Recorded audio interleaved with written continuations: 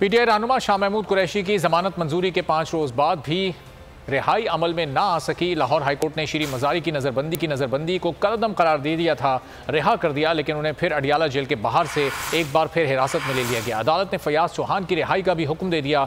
Islamabad police ने मलिका बुखारी और अली मोहम्मद खान से मुतालिक लाइल्मी का इजहार कर दिया। बाबर अमान और असद कैसर को जमानत मिल गई। इमरान इस्माइल को अदालती रिमांड पर जेल भेज दिया गया।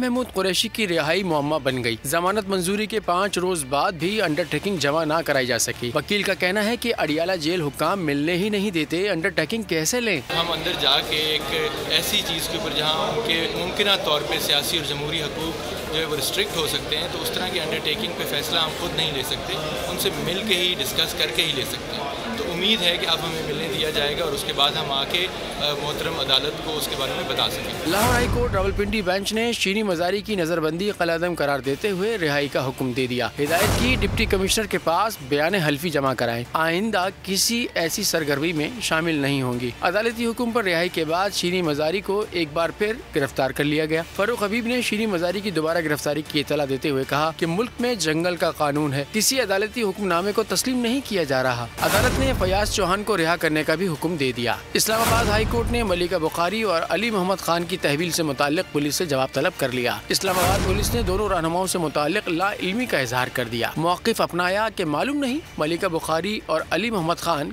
किसकी तहवील में है। इस्लामाबाद हाई कोर्ट ने बाबर अवान की हिफाजती जमानत में 5 जून तक तौसी कर दी। सरकारी वकील ने मुकदमा जमा कराने के लिए अदालत से वक्त मांग लिया। कराची की अदालत ने साबिक गवर्नर इमरान इस्माइल को जुडिशल रिमांड पर जेल भेज दिया। तफ्तीशी अफसर को आइंदा समात पर चालान पेश करने का हुक्म दे दिया गया। इस्लामाबाद सेशन कोर्ट ने असद कैसर और अनवर ताज की 29 मई तक अबूरी जमानत अव्वल अज गिरफ्तारी मंजूर कर ली। उधर PTI रहनुमा मलिक मोहम्मद आमिर डोगर को जंग जेल से रिहाई मिलते ही मुल्तान पुलिस ने गिरफ्तार कर लिया। सब्सक्राइब करें और बेल दबाएं ताकि कोई खबर रह न जाए।